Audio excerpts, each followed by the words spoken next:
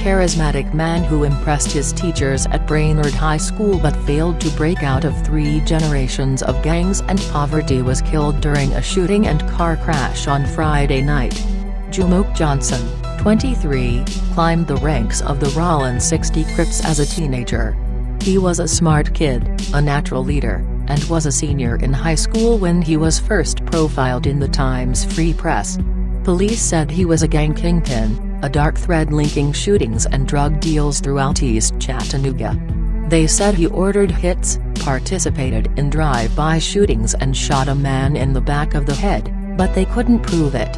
In 2012, Johnson told the newspaper he wanted to change, wanted to get on a better path, go to college, or the military, or somewhere.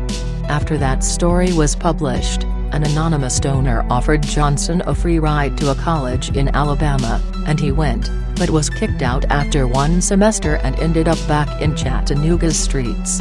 In 2013, he was arrested during a cocaine distribution sting that also snared more than 30 other men. In January of 2015, he pleaded guilty to a single drug charge and was sentenced to more than 5 years in prison. Last week, Johnson escaped from a federal halfway house on Macaulay Avenue and cut his GPS monitor. On Friday, he died in a hail of bullets on E. 12th Street. Christopher Woodard, 20, was also killed.